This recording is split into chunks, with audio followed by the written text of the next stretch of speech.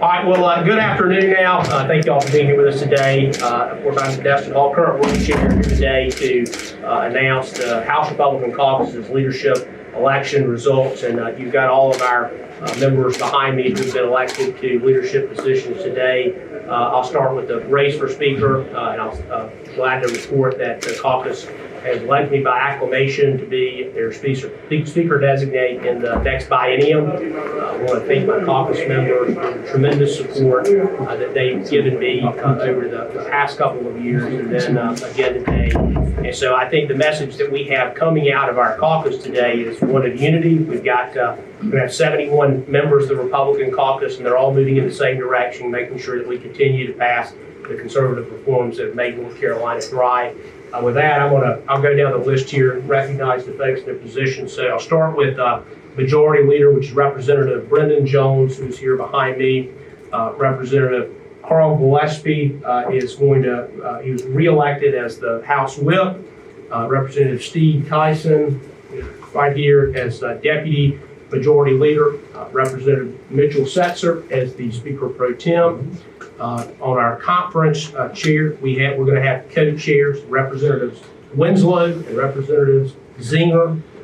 We have our caucus joint liaison with the Senate, Representative Perry Warren. And we have our two leadership members from the freshman class today with us, Representative Heather Ryan.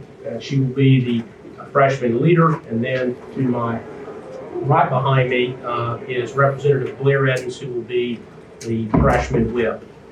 We're tremendously proud of the group that we have, proud of the unity that's within our caucus, and we're ready for a great session as we move into January. I can tell you in talking to the members, and I'll tell you my intent as well, is to continue to do what you've seen Republicans do now for 14 years in this state, and the reason that voters have elected us to 8 elections in a row to be the majority in the State House. It starts with priority one, of course, jobs and the economy. We've seen the devastating impacts of the Biden-Harris inflation across the country, but also in North Carolina. And you've seen us cut taxes session after session to try to relieve some of those things to the citizens of our state. And you're going to see us work with the Trump administration to do all we can to lower inflation in North Carolina. We're going to continue to focus on public safety, making sure that our streets are safe, making sure that people feel safe to go to the store and to go to school and go wherever they may want to go. In fact, you're going to see us today vote on a bill that I've worked on for a long time. And we're going to override the veto this afternoon on House Bill 10, which among other things includes the provision requiring the sheriff to cooperate with ICE regarding illegal aliens who are in our state and have been charged with committing serious crimes. And that's step one in that battle. You're going to see us continue to invest in education in this state. Our best resource that we have in North Carolina. What really separates us is the human resources of our state. Our great education system, starting with K-12 and the community college and the UNC system. UNC system being the best in the entire country. We're going to continue to invest in all of those state assets, continue to make North Carolina thrive. As you know, we have session here in 4 minutes ago that will begin, but I'll stand for just a few quick questions, and then we got to get up to session, and we can talk after a while if we need to. Anybody? Yes, sir. Can you tell us which elections were contested? Majority Leader, Speaker Pro Tem, anything like that? Well, I will let individual caucus members say that. Usually when we have a caucus, it's a closed door thing, but I will tell you on the Speaker's race, it was by acclamation and not contested. What do you mean by acclamation?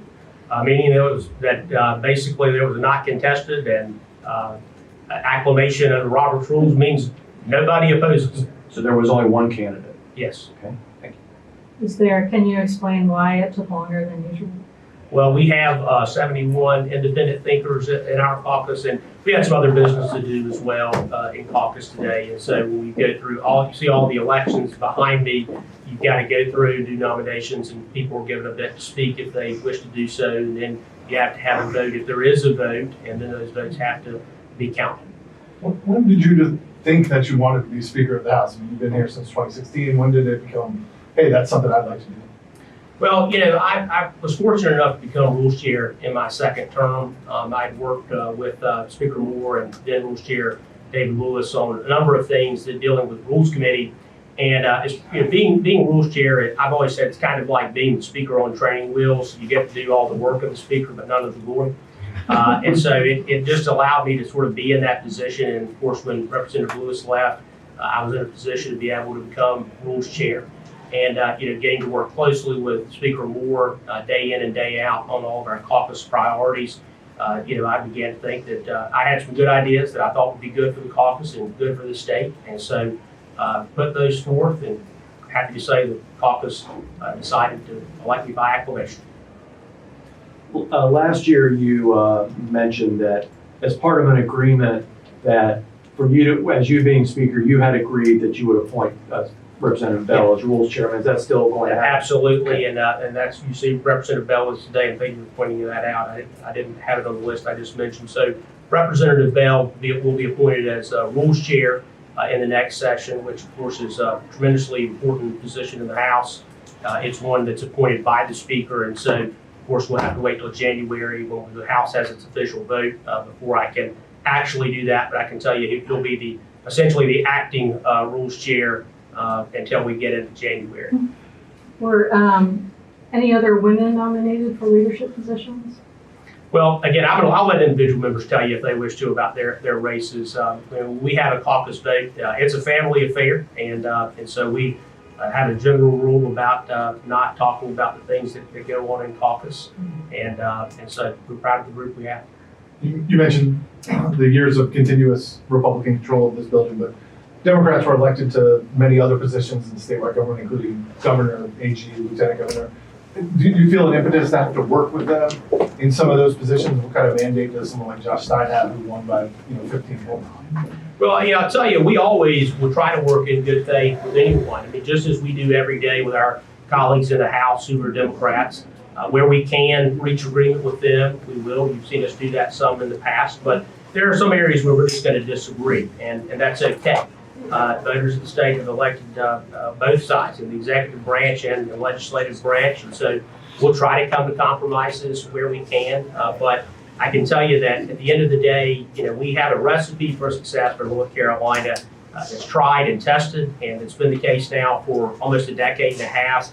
It's made the state grow in population, grow in income, and just about any metric you can name. Number one in business. Year after year, whatever publication you're talking about, we're at least in the top few states for business, and that means jobs, that means good economy, and that means money in people's pockets. And so where we disagree, that's fine. We're confident that we'll be able to have the support to continue to pass those policies that make North Carolina thrive.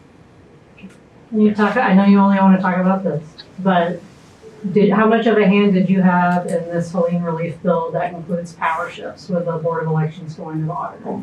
So we're getting ready to have a caucus where our caucus is going to talk through the things in that bill, and I'm not going to get ahead of them on that. Glad to talk about those things after we have caucus today. But what I will say is this: I'm from Western North Carolina. I know how the tremendous devastation that we've seen there because of Helene. I'm fully committed to doing everything that we can to rebuild Western North Carolina. But as we heard yesterday in one of the oversight committees, the reality is what we've been doing as a state, and I'll lay this blame at the foot of the executive branch, and Governor Cooper in Eastern North Carolina has not been sufficient. There are people, we're almost 8 years later, people who still don't have their homes built. We heard yesterday in committee the director of that group admitting that mistakes were made, yet refusing to resign. And so we're going to fix that. We're going to do all we can to fix that immediately in Eastern North Carolina. We're going to make sure that those same mistakes don't happen in Western North Carolina. It's truly a disgrace what's happened in the eastern part of this state on storm relief. And I think that it should be a national scandal, quite frankly, that people still don't have their homes built. And now it appears that we've got lax accounting, the director saying that they didn't keep a close eye on the money. Well, what are they doing if they're not keeping a close eye on the money and these folks are still not back in their homes? And we're going to put a stop to that. It simply cannot go on. Right now, in the short run, where you have houses that are under construction, again, 8 years later, we don't want those to be stopped. And so we'll do what we need to do in the short run to keep those houses being built. But we're gonna see wholesale reform on that group, because it simply has been an utter disaster that the Cooper administration's overseen in storm relief. All right, one more question now. So let me just follow on this, just so let me understand. We've seen the draft bill, and it didn't seem like there was, quote, a lot of money towards the lien relief in this bill. And so are you saying that you've pulled back a little bit on that money this time around just because you're not trusting the Democratic administration to spend the money? Well, No, it's actually the opposite. So we've already appropriated almost $1 billion to the lien relief in this state just in the past month or so. And part of the issue when you have damage to that magnitude is getting out there and seeing what actually needs to be done. You know, we've got the resources. Again, thankfully, we've had a Republican legislature in this state with fiscal responsibility. So we have the money to be able to go out and fix these problems. You contrast that with the last time the Democrats were in power. They were broke. The state was bankrupt. They were having to furlough teachers. Now we have disasters in the state.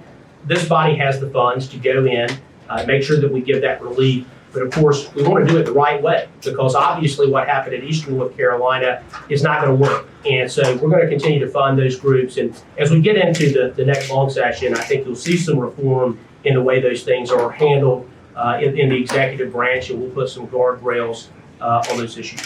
Thanks, y'all. Appreciate it. Thank y'all.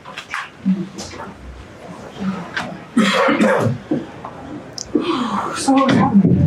It's not like I have that. Jimmy, how you doing? It's not at all.